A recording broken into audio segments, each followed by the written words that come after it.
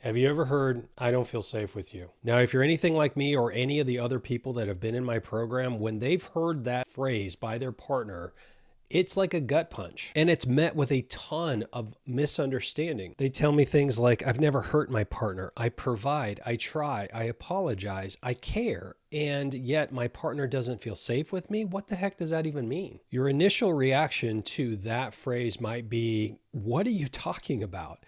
I'm not abusive. I'm not cruel. I'm trying. I'd do anything for you. What do you mean you don't feel safe with me? The reality is that emotional safety has almost nothing to do with what you intend, and it has everything to do with how you react. Your reactions when you feel angry, hurt, criticized, misunderstood, when you're not getting what you want, on and on and on. When you act in ways that are dismissive, invalidating, minimizing, or ways that put your partner down for having normal reactions to your hurtful behavior, you make them feel unsafe. Today, we're going to talk about what emotional safety is and what it's not, and I'm going to give you 4 tips on how to start solidifying that foundation of safety and security in your relationship. If you're new to my channel, welcome. If you're somebody who's returning, welcome back. I'm Dr. Scott Symes, and I run the program Breaking Reactive Patterns, the blueprint for building a safe and healthy relationship. My mission is to help you wake up to how dysfunctional patterns are sabotaging your fulfillment, happiness, and relationships. If you're interested in my program, the links are right below this video or in my bio on my YouTube page. I encourage you to schedule a discovery call if you are interested in joining the program, or you can go to drscottsyms.com to find out more information. Make sure you hit the subscribe button and turn on the bell for notifications for when I post a new video weekly. Okay, let's begin with what emotional safety is and what it's not. I like to define this clearly. In my program, BRP, we define a safe relationship as one that is free from fear and pain. Now, let's be honest. That doesn't mean that you're not going to get upset or angry with each other or have any kind of conflict. But in my program, I teach my students that we have to create a safe environment or culture within the relationship that allows us to bring up our feelings, opinions, and topics without fear. And we have to be that for our partners. We work hard to manage our reactions so that trust can become our foundation. And trust doesn't mean just freedom from betrayal. Trust means that I feel emotionally safe with you, that I can bring things up with you, I can talk to you, and you don't turn against me. When we do this, we can hear one another, we can validate each other, we can listen to understand, and we don't feel afraid of each other's reactions. A safe relationship is one that protects one another from our reactivity. That means I can bring you my pain without being punished for telling you how you're making me feel. I can express hurt to you without you falling apart or attempting to make me feel guilty for bringing it up. I can disagree with you without you retaliating against me. I don't lose connection with you for being honest. In fact, honesty is celebrated in our relationship even when it's hard. And when I'm struggling with something, it's seen, it's acknowledged, it's not taken personally, and you actually offer to help. A safe relationship is one that is self-reflective, self-monitoring, self-disciplined enough to put the safety of the relationship ahead of our own self-protection and ego. That's it. It's not about never fighting. It's not about always agreeing. It's not about being perfectly calm or overly nice. It's about what's happening in you when you're experiencing something that's uncomfortable and your reactions to it. So the program, Breaking Reactive Patterns, is about reactivity. It's about understanding that your reactivity is causing damage to your relationships and how to control that. The earliest signal of reactivity is in our body, our physical sensations. So I'll ask you the question, when your partner brings something up that is uncomfortable, what happens inside of your body? Does your chest tighten? Does your jaw clench? Do you immediately start to feel the need to escape, to get away, or shut down? Does your mind say things like, this isn't fair, or here we go again? Do you start to mentally build a defense or a mentality that's attacking your partner before they're even done talking? That physiological signal inside of your body is your body assessing and identifying threat. It's adrenaline and cortisol. We use adrenaline and cortisol to protect ourselves. And sometimes when we have lived in environments where reactivity was normal, or there was a lot of conflict, or we were attacked, criticized, put down, shamed, humiliated by our parents in one way or another, or we felt like we could never meet their expectations, nothing we did was good enough, then little things in our environment now start activating those old memories, and we have the same types of reactions. And that all becomes defensiveness. And we use our defensiveness as a way to protect ourselves, but it's at the expense of our current relationship because we're not children anymore. We're not teenagers. We're adults. And adults want a partner in life, not an opponent. So if your nervous system is reading relational discomfort as danger and your reactivity is automatic, then you need to learn the skills on how to manage and control that. And let me tell you, nothing good happens on the other side of reactivity. Research on couples shows that defensiveness is one of the strongest predictors of divorce. Not anger, not conflict frequency, but defensiveness. Why? Because defensiveness tells our partner that your experience is a threat to me. Your feelings, your opinions, your experience, your perspective feels threatening and intolerable. And the research on perceived partner responsiveness shows something even more important. People don't stay in a relationship because they feel loved. They stay because they feel understood and connected. That's the difference. You may feel that you deeply love your partner, but if your partner doesn't feel understood or connected when it matters the most, their nervous system will code you as unsafe. So let's break this down practically. Here are 5 hidden behaviors that create emotional unsafety. Defensiveness gets disguised as explaining. You react with a sharp, dismissive tone of voice, or you have the habit of talking down to your partner, which is contempt. You may say things like, "You know that's not what I meant. Why can't you understand anything? You clearly don't even listen or even try to see my point of view." You believe that you're being reasonable and you're trying to get your point across, but what your partner experiences is, "My opinions and feelings don't matter." When we're prioritizing accuracy over connection and getting overly focused on debating points of view and details rather than staying connected to work out the problem, the relationship starts to become unsafe. Defensiveness treats your partner like an opponent. Defensiveness says that it's you against me when solving a problem. Healthy relationships operate, it's us against the problem. Defensiveness protects us and our ego more than it protects the relationship. And when you do that over time, it just slowly erodes the trust down. Number 2, invalidation that you just simply don't realize is invalidation. In conflict or disagreements, you might say things like, "You're overreacting. It's not like that.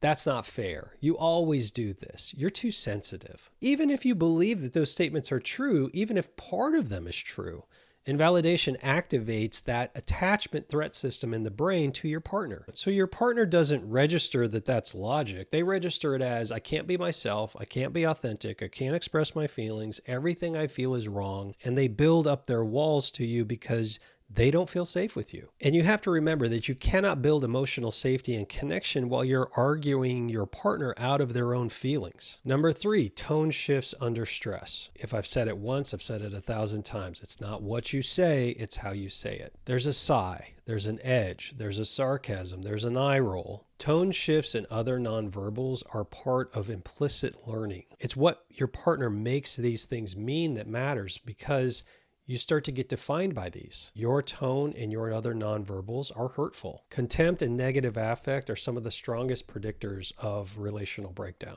And tone communicates faster than content. Your words might be neutral, but your tone is not. Your partner feels that before they process anything you say. And if you have teenagers, believe me, you can certainly appreciate what I'm saying. Here's the example. You tell your teenager that you need them to do something, and their response is, "Yeah, I'm going to do that," versus, "Yeah, I'm going to do that." Tone matters. Number 4, emotional withdrawal. You shut down, you go quiet, you need space, but you don't return regulated. You give all the messages that you're annoyed, irritated, and you're sending your partner the message that you should stay away from me. Avoidant coping strategies are very strongly associated with a partner's distress and their attachment insecurity. So when you pull away, it makes your partner more insecure. To your partner, withdrawal says, "When things get hard, you leave me alone in it." That makes them feel abandoned or not important. And that does not feel safe. It makes them think that I can't depend on you to stick around when things get hard or be my partner when I need you. And number 5, accountability that comes far too late. You realize it and then you regret it later. You apologize later. You make promises to work on it later. But during the moment,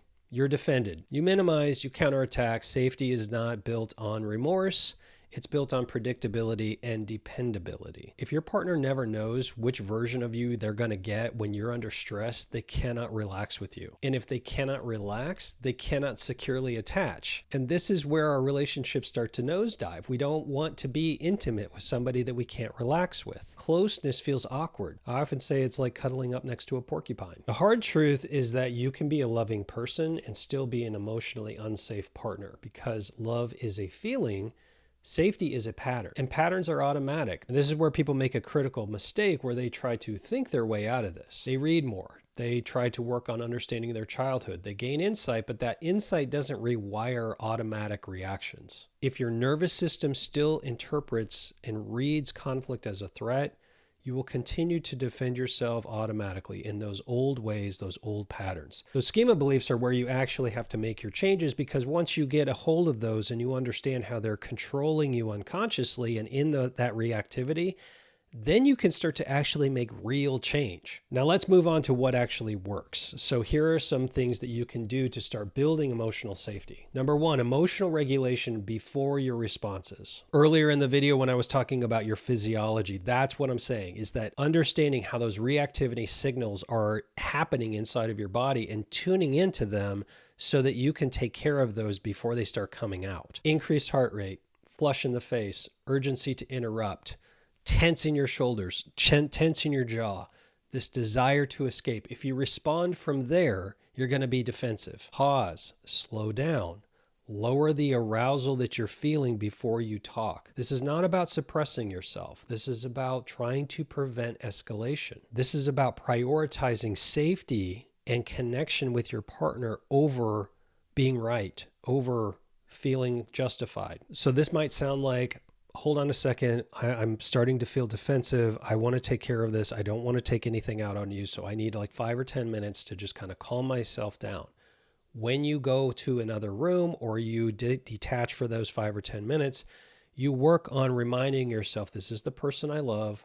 We're just having an argument. It's okay. I have to be a stable, safe person in this space with her. It's intentional, and you keep intentionally coming back to who you want to be, not what your programming tells you to do. Number two, validation before accuracy. I think that this is kind of hard for intelligent people, especially people who value logic and fairness. They're used to dismissing their own emotions, so it makes it very hard for them to value and validate other people's emotions. So here's the rule. Understanding comes before explanation. Instead of, that's not what I meant, try, I can see how that hurt you. You're not arguing with their interpretation, you're acknowledging the impact, and that builds safety, especially when you have a history with this person where you've acted in certain ways that haven't been safe. So they remember you from those patterns. So you might not be doing it right this second, but you've done this hundreds or maybe thousands of times before. That requires acknowledgement that I have done this to you, so I understand why you're having this kind of reaction. That's validation. Just because you haven't done it right this second doesn't mean it takes away from every other time you've done it. Number three, radical ownership without collapse. Ownership does not mean shame spiraling. It does not mean self-attack. It means I see how my reaction affected you, and that's on me. No justification, no buts, no counter complaint.